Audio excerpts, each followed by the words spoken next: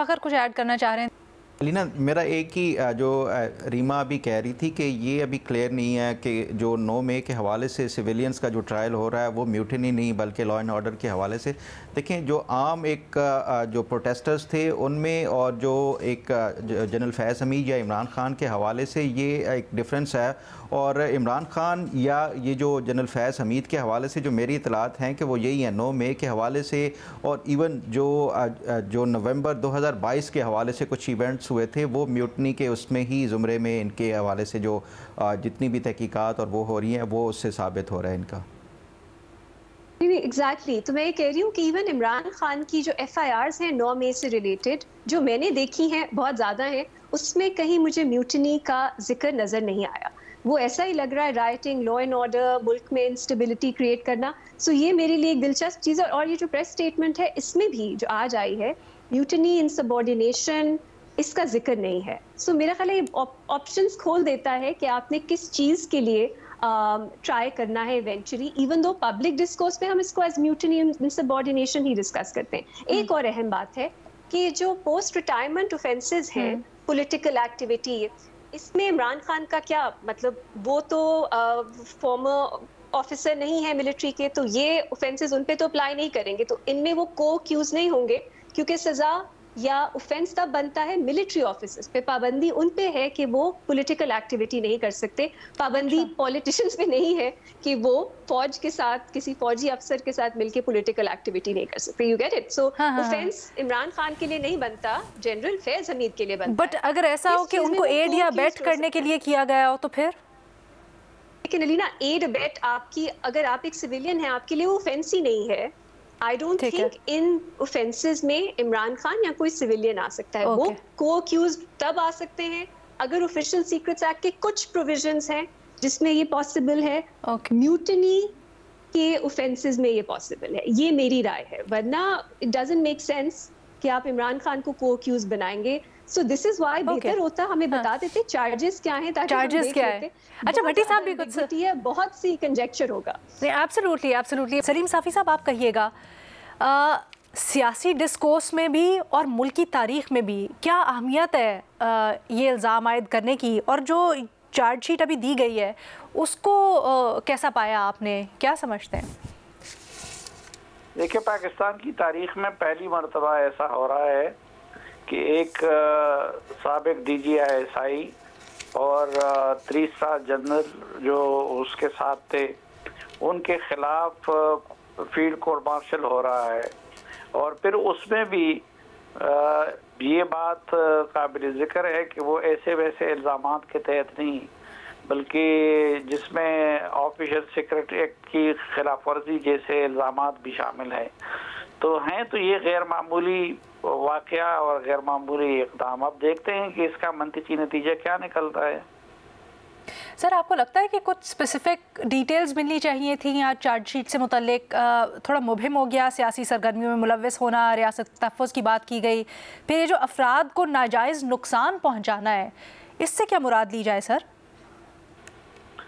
وہ تو میرے خیال میں جو ٹاپ سٹی کا کیس ہے اس کی طرف اشارہ ہے. اصل میں جن بنیادوں پہ کیس بنایا گیا ہے ان کے خلاف، تو اس میں ان کے دوران ملازمت یا بطور D G I S I انہوں نے جو کچھ کیا ہے وہ دور اس میں شامل نہیں ہے، بلکہ انہوں نے ایک تو ذاتی طور پر جو عمل کیا تھا، کیونکہ باقی عمل تو اس کی ڈیوٹی کے زمرے میں آتا ہے اور اسٹیٹ پالیسی کے زمرے میں آتا ہے.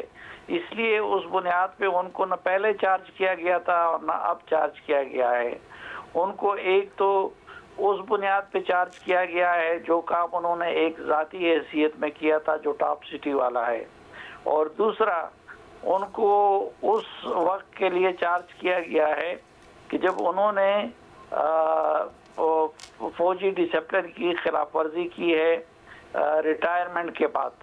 تو جو معاملات ہیں زیادہ تر میرے خیال میں ان کے وہ ریٹائرمنٹ کے بعد کے ہیں اور اس سے متعلق ہیں. اچھا سر، یہ فخر درانی صاحب کی اطلاعات کے مطابق کچھ پری ریٹائرمنٹ واقعات بھی ہیں تو ان کے علم میں ہوں گے، ظاہری بات ہے. ٹھیک ہے، آپ کے پاس ایسی کوئی اطلاعات نہیں سر؟ میرے پاس ایسی کوئی اطلاعات نہیں نہیں سر، آپ اپنے آپ کو انڈر اسٹیمیٹ نہ کریں، نہ ہم کرتے ہیں. یہ بتا دیں آپ اس کا کیسے تجزیہ کرتے ہیں؟ یہ جو سیکنڈ پیراگراف ہے جس میں کہتے ہیں کہ ملک میں انتشار اور بدامنی سے متعلق جو پرتشدد واقعات ہیں خاص کر 9 میں یہ ابھی زیر تفتیش ہیں، تو کیا مطلب اس کے اوپر 9 میں سے متعلق چارج نہیں کیا گیا؟ نہیں، میرے خیال میں یہی جو 9 مئی ہے اس سے کہیں نہ کہیں تانے بانے ان سے ملتے تھے یا ملائے گئے ہیں، اس لیے ان پہ کیس بنایا گیا ہے. میرا تو خیال یہی ہے کہ اس میں 9 مئی میں وہ اگر براہ راست شریک نہیں تھے، لیکن یہ تاثر ملتا ہے کہ کہیں نہ کہیں جو اندرونی شے حاصل تھی تو شاید اس زمرے میں جنرل فیض کو لایا گیا ہے.